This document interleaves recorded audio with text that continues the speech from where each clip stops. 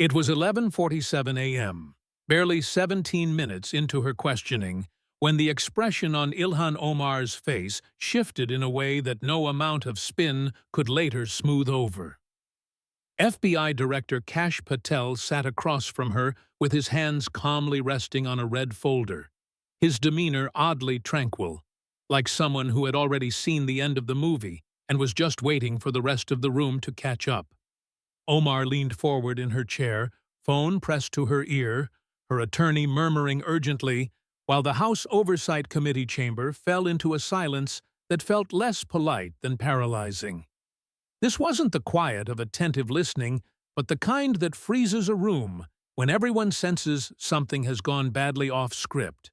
An estimated 47 million viewers were watching live, but in that suspended second, ratings, servers, and social media outages felt irrelevant compared to what was written all over her face. This was not how the hearing was supposed to unfold. She had come prepared to play interrogator, to put the FBI director on defense, to frame herself as the one demanding accountability from a powerful institution. Instead, the cameras caught the dawning realization that the roles had subtly, almost imperceptibly, reversed. To understand how the moment arrived so quickly, you have to rewind less than 20 minutes to the very start of the hearing. That's when House Speaker Mike Johnson brought the gavel down, his voice echoing through the ornate chamber as he formally opened the session. He explained that the committee was convening to examine allegations of politically motivated investigations and the conduct of the Federal Bureau of Investigation toward sitting members of Congress. Johnson looked down at Kash Patel, who sat alone at the witness table with no entourage, no visible aides, just a leather portfolio and a glass of water. Patel thanked the chair in a measured tone, the sound of someone who had spent years testifying under hot lights and knew the rhythms of these encounters. Ilhan Omar leaned toward her microphone with visible confidence, dressed in a vivid purple hijab and a sharply tailored black suit. Her opening remarks were crisp, direct, and clearly designed for both the room and the cameras beyond it.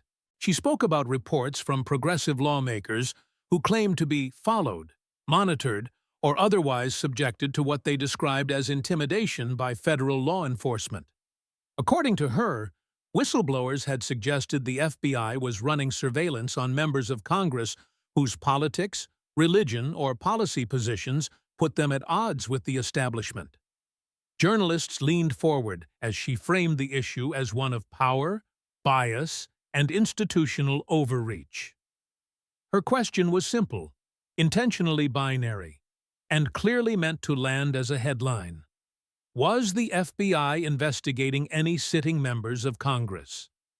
Patel answered without hesitation, offering a straightforward yes. The room reacted instantly, with audible gasps and a flurry of camera shutters. For a brief moment, Omar appeared satisfied, even vindicated, as if she had just secured the admission she wanted on live television. She followed up by asking how many of those investigations involved Muslim or progressive lawmakers. Patel acknowledged that some subjects identified that way, but indicated there was necessary context behind any investigation. Omar cut him off, insisting on yes or no answers and accusing the Bureau of political targeting. It was here, in hindsight, that the dynamics subtly shifted. Patel's response was firm but restrained, reminding her that law enforcement decisions are built on evidence and standards, not ideology. He explained that he did not personally initiate individual surveillances, but reviewed recommendations that met legal thresholds. The implication, delivered without flourish, was that investigations existed because agents believed laws might have been broken, not because of political viewpoints. Omar scoffed audibly, dismissing the explanation as convenient language used to justify harassment. She then pressed further, asking what crimes the FBI was even talking about when it came to members of Congress. At that point, Patel paused and offered a warning that, in retrospect, sounded less like a threat and more like professional courtesy. He asked whether she truly wanted that question answered in open session, on live television. Behind her, her attorney shook his head, visibly alarmed, but Omar's confidence appeared to override any hesitation. She repeated the question, demanding specifics. Patel nodded slowly, as if receiving explicit permission. He gestured to an aide, who began distributing sealed red folders to committee members, each marked as cleared for public session. The room filled with controlled chaos as lawmakers opened the documents, reactions ranging from shock to disbelief. Patel waited patiently, hands folded, as if allowing everyone to read at their own pace. When he spoke again, he described the folders as redacted summaries of ongoing investigations approved for disclosure.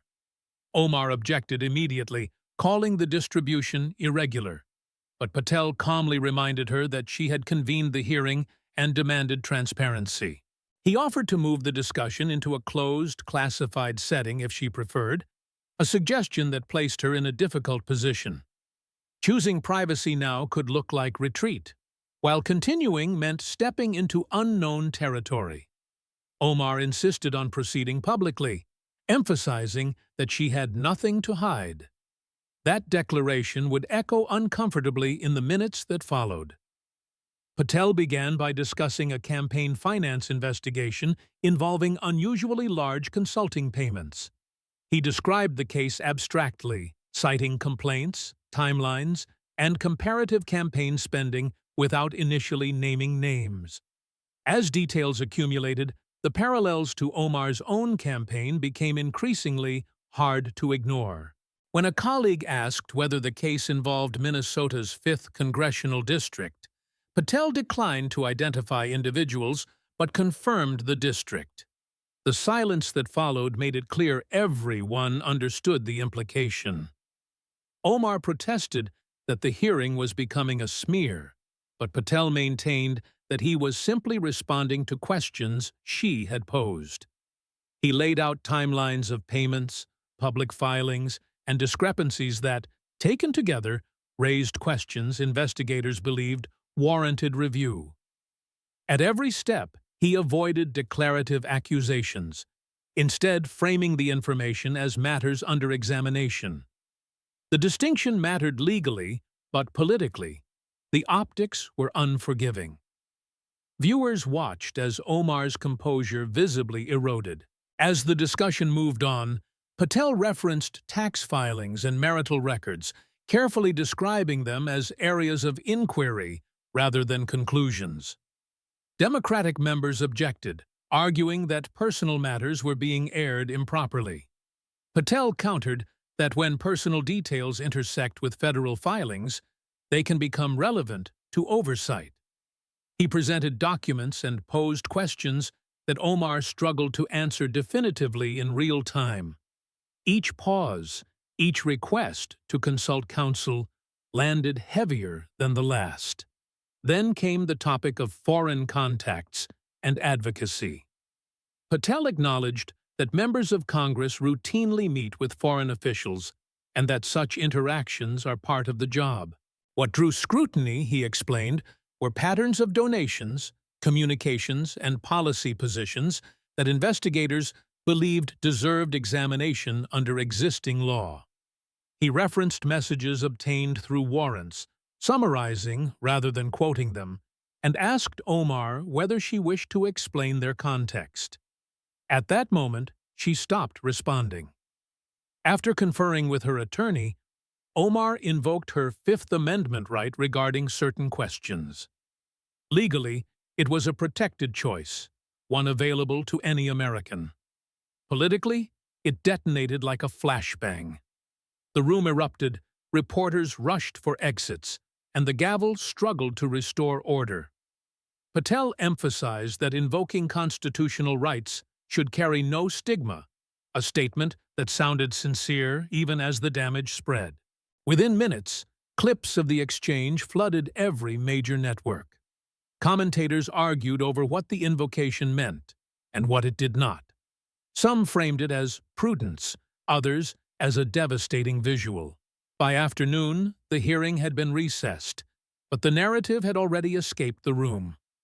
Omar left without addressing the press, shielded by aides and attorneys. In the hours that followed, reactions fractured along predictable lines. Supporters called the hearing an ambush. Critics called it accountability, and moderates largely went quiet.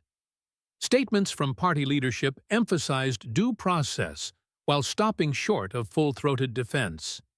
Even allies seemed cautious, choosing general principles over personal endorsements. The silence, for many observers, spoke louder than outrage ever could. Over the next several days, media outlets dissected the hearing frame by frame. Editorials questioned the wisdom of demanding transparency without knowing what evidence might surface. Analysts noted that oversight hearings are rarely neutral spaces and that strategy matters as much as substance. Polling in Omar's district reportedly shifted, though interpretations varied. What could not be denied was that the visual of that moment at 11:47 a.m. had become indelible. Weeks later, further developments emerged as investigations continued through formal channels. Announcements were careful, procedural, and hedged with language about allegations and due process. Still, the cumulative effect on Omar's political standing was unmistakable. Committee assignments were reconsidered, donors hesitated, and challengers sensed opportunity. Whether the legal questions would ultimately resolve in her favor remained to be seen. What lingered most was the lesson many drew from the spectacle. Oversight hearings are double-edged, and demands for openness can rebound unexpectedly. Kash Patel did not gloat or celebrate. He returned to his role, largely avoiding commentary. Omar, meanwhile, faced the long grind of legal review and political repair. The mirror that had been held up in that room reflected more than one career choice. Months later, a staffer who had been present summed it up over coffee with a kind of weary clarity. Patel, they said, understood that transparency cuts both ways, and he prepared accordingly. Omar, confident in her narrative, appeared unprepared for what full disclosure might entail. It wasn't a courtroom, but it felt like a trial in the court of public perception. In politics, as in life, asking the question can sometimes be the most dangerous move of all. And here's the part nobody in Washington ever admits out loud. The hearing didn't end when the gavel hit the wood. It just changed venues. The room went dark, the microphones cut, and the politicians scattered.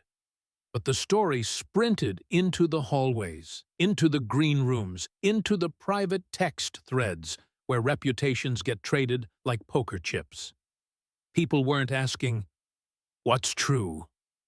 First, they were asking, "What's usable?"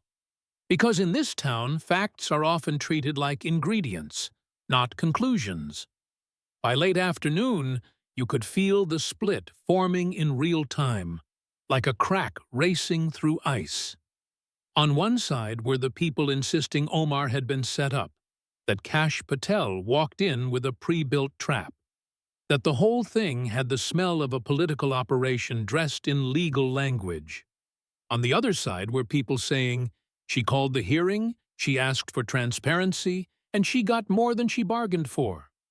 And then there was a third group, the largest one, the one that never speaks on camera. The members who didn't care who was right, only who was radioactive. They weren't going to take a bullet for anyone, not if the wind had shifted even slightly. Inside Omar's office, the mood reportedly wasn't rage at first, but disbelief. Not because she didn't expect tough questions, but because she expected the tough questions to point in one direction, toward the FBI, toward institutional abuse, toward headline-friendly accusations she could bat away. Instead, the hearing turned into a mirror, and mirrors are unforgiving because they don't negotiate. Staffers started drafting a statement that sounded like every crisis statement ever written in Congress. Vague, defiant, heavy on principle, light on specifics. The problem was that the specifics were already out there, even if they were framed as allegations and inquiries rather than final determinations. Meanwhile, Republicans didn't need to invent anything dramatic. They had the footage. They had the still images. The moment she stopped talking, the moment she looked down at the folder, the moment her attorney leaned in, the moment the Fifth Amendment entered the scene like a third character no one wanted to acknowledge. On cable news, you could practically hear producers salivating, because this wasn't policy or procedure anymore. It was plot. It had a hook, a twist, and a clear visual climax. And when TV gets a clean narrative like that, the machine doesn't ask permission before it starts printing copies. Democrats, on the other hand, had a problem they couldn't solve with a press release. If they defended Omar too aggressively, they risked looking like they were dismissing concerns about ethics, disclosures, and process. Things voters say they care about even when they don't always vote that way. If they abandoned her, they risked angering parts of the base that see Omar as a symbol, not just a legislator. So what did they do? The thing politicians do when there's no good option? They reached for the universal solvent. Due process. Due process became the phrase you heard on loop, like a hymn people sing when they don't know what else to say. AOC's response, as described by people who watch these signals like meteorologists, was cautious to the point of near invisibility. A single message about principles, no deep defense, no big rallying cry, no, this is my friend and I'm with her. Rashida Tlaib's posture was similarly careful, more retweets than statements, more generalities than specifics. You could interpret that as prudence, or you could interpret it as distance. In politics, intent rarely matters as much as optics, and the optic was simple. Nobody wanted to stand too close to a fire they couldn't control. If you've ever watched lawmakers in a hallway when a scandal breaks, you know the body language. Shoulders turn, eyes slide away, steps quicken. And the press, of course, smelled blood, but not the kind that requires cruelty. This was the kind that requires curiosity. It wasn't gotcha journalism, it was the more dangerous kind. The kind that asks calmly, why did you hold a hearing without knowing what was in the folders? That question isn't an accusation. It's worse. It's a critique of competence. And competence is the currency that keeps a politician afloat when morality gets complicated. People can forgive a lot if they think you're sharp, but they rarely forgive looking unprepared. Within 48 hours, reporters started pulling old threads and tying them into new knots. Past controversies resurfaced, not as proven conclusions, but as unresolved questions that now looked different under the harsh light of that hearing. Pundits asked whether Omar's political brand, built on confrontation, moral certainty, and the confidence of an advocate, had finally collided with the limits of procedural reality. Was this a case of an institution retaliating against a dissenter, or a case of a dissenter underestimating the institution's ability to defend itself? And if the truth was messy, as it usually is, who benefits from the mess? Those questions filled airtime because they're the kind of questions you can debate forever without ever landing on a legally risky claim. Behind closed doors, donors do what donors always do. They ask their lawyers and consultants what the risk profile looks like. Not whether someone is guilty, not whether they're innocent, but whether supporting them will become a problem that costs more than it yields. That's the part voters almost never see. Campaigns don't always collapse from wrongdoing. They collapse from uncertainty. Because uncertainty spooks money, and money is oxygen. A campaign can survive a hit if it can breathe, But if the donors freeze, the lungs lock up fast. Inside the House, the Ethics Committee became the quiet but obvious next stop. Not because it's glamorous, but because it's where Congress sends problems when it wants to look serious. A preliminary review is a phrase that sounds mild, almost administrative, but it carries weight because it's an admission that the institution can't pretend the smoke isn't there. Republicans pushed for punitive action immediately, as they almost always do, because speed creates momentum. Democrats pushed for caution, because caution creates time. Time is valuable because time lets new stories appear, and new stories dilute old ones. That's the cynical truth. In Washington, survival often depends on whether you can outlast the news cycle. But this story wasn't behaving like a normal news cycle. It had too many angles. Campaign finance questions are dry, until you can show a timeline. Foreign contacts are normal, until you can frame them as why this country and not that country. Tax paperwork is boring, until it becomes a question of contradictions. None of it needed a final verdict to become politically lethal, because politics runs on suspicion, the way cars run on gasoline. You don't need a conviction to run an attack ad. You only need a clip and a question. And the clip that dominated everything, the one that kept playing on loop, was Omar invoking the fifth. Legally, it's a right, and any decent civics teacher would tell you that exercising a right isn't an admission of anything. Politically, it's a visual that voters interpret however they want, and voters are not bound by legal standards. What does the average viewer see? They see a politician who came in swinging suddenly choose silence. They see a moment that looks, emotionally, like retreat, whether it is or isn't. Omar's allies tried to reframe it as a matter of principle. You don't answer certain questions in certain settings. You don't let a hearing become a public spectacle. You don't play into a trap. And honestly, that argument has logic. The problem was that the argument arrived after the spectacle had already happened. This wasn't a case where she refused to participate from the start. She had launched the questions, demanded the answers, and then hit a wall when the questions flipped. To a lot of viewers, it looked less like a principled stand and more like a miscalculation. And miscalculations are unforgiving because they suggest you didn't anticipate consequences. Then came the private conversations in caucus meetings and leadership offices.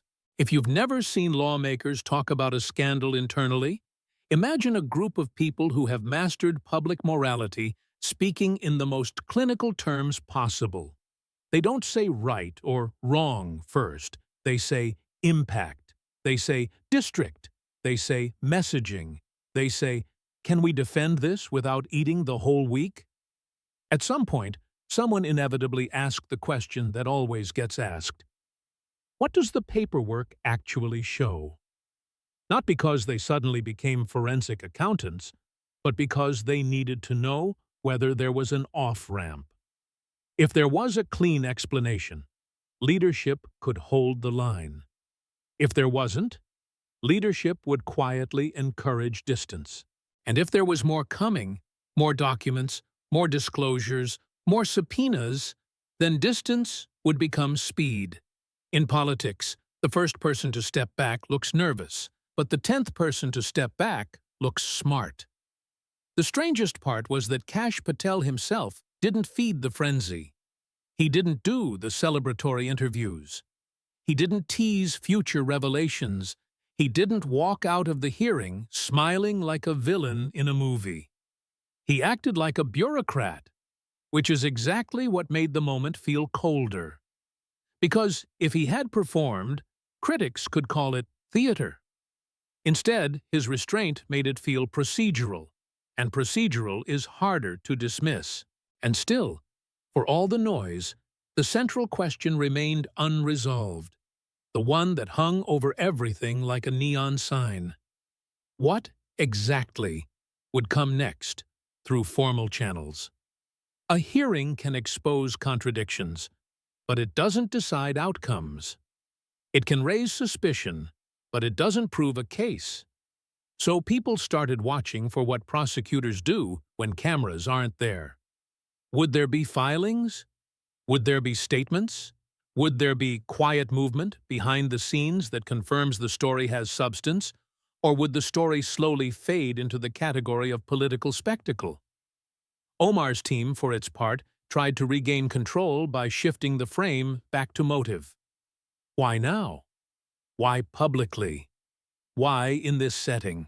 Those questions aren't crazy. They're exactly the questions any seasoned political operator would ask. But motive arguments only work when the audience trusts you to be competent. And competence was the thing the hearing had just undermined. That's why the story stuck. It wasn't just about what was alleged. It was about the feeling that she had walked into a room she thought she owned and discovered she didn't. By the end of the week, the mood around Capitol Hill had turned from shock to adaptation. People adjusted to the new reality the way Washington always does, by calculating it into their schedules. Producers booked guests. Opposition researchers built packets. Campaign committees tested talking points. And somewhere inside Omar's circle, someone likely asked the question no politician wants to answer honestly. Is this survivable? Because survival isn't just legal, it's narrative. And narratives don't always wait for courts. What comes next, if you've watched enough of these storms, is rarely a single dramatic strike. It's a drip. A new detail here, a new question there, a new anonymous source, a new document, a new review, a new consideration. That drip doesn't need to be definitive to be exhausting. And exhaustion is how careers end, not always with a bang, but with the slow realization that every day is spent defending yesterday instead of building tomorrow. At that point, the question isn't whether you did anything wrong, it's whether you can ever get back to talking about anything else. By the time the dust began to settle, the question in Washington wasn't whether Ilhan Omar would be cleared or charged, vindicated or validated. It was whether the story itself would ever loosen its grip. Politics, at its core, is a competition for attention. And attention is merciless when it senses uncertainty. Once doubt attaches itself to a figure, it doesn't wait for a verdict. It feeds on ambiguity. And ambiguity, as every veteran on Capitol Hill knows, is the most expensive thing a politician can carry. In the weeks that followed, Omar continued to show up for votes, to speak on issues she cared about, to post messages that sounded like the same Ilhan Omar her supporters had known for years. But something had shifted in the background, subtle yet unmistakable. Questions that once led interviews were now framed as follow-ups. Statements that once drove coverage were now buried beneath reminders of that hearing. Every appearance carried an invisible asterisk, a reminder that there was an unresolved chapter running parallel to everything else. What made the situation especially difficult was that nothing dramatic had to happen for the damage to persist.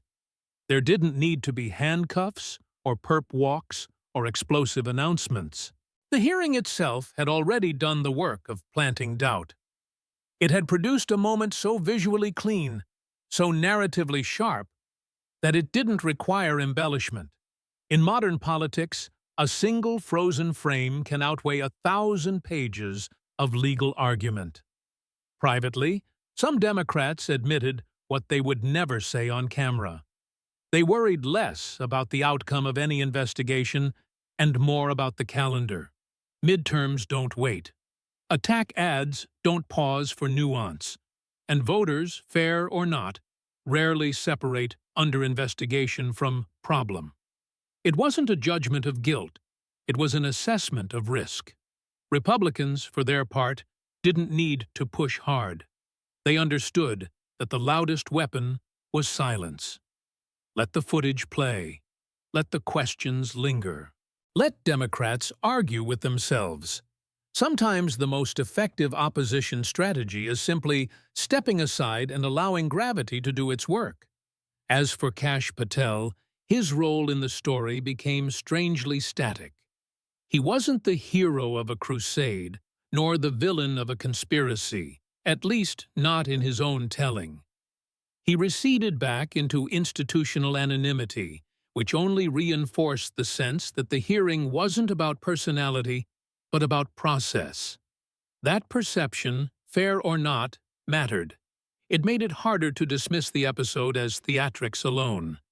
And then there was the broader lesson, one that extended beyond Omar herself. The hearing became a quiet cautionary tale, whispered among staffers and lawmakers alike. Public transparency is a powerful weapon, but it cuts both ways, and once unsheathed, it doesn't always return clean. Demanding answers assumes you control the questions.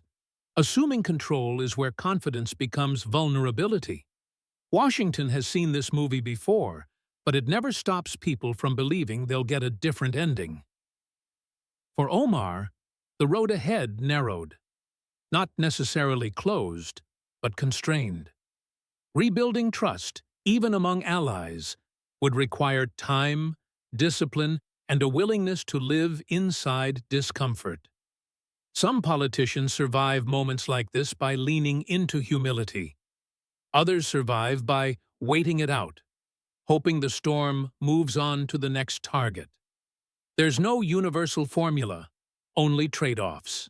What lingered most was the image of that hearing room at 11:47 a.m., the split second when momentum changed hands without a single shout or accusation. No one yelled, "Gotcha!" No one declared guilt. The moment was quiet, procedural, almost boring on paper. And yet, it became unforgettable because it felt real. In the end, that may be the most unsettling part for everyone involved. There was no clear villain twirling a mustache, no triumphant confession, no cinematic resolution. Just a politician who believed she was calling out power, and an institution that responded by calmly opening a folder. Whether history judges that exchange as accountability, overreach, or something messier in between will depend on facts still unfolding. But politically, the damage was already written in that pause, that silence, that look. Washington moves on. It always does. New controversies rise, new hearings convene, new faces step into the spotlight. But certain moments stick, not because they prove anything, but because they reveal something. This one revealed how quickly control can vanish, how confidence can curdle into caution, and how a demand for transparency can end with more questions than answers. And for Ilhan Omar, whether fairly or not, that moment became the line dividing before and after.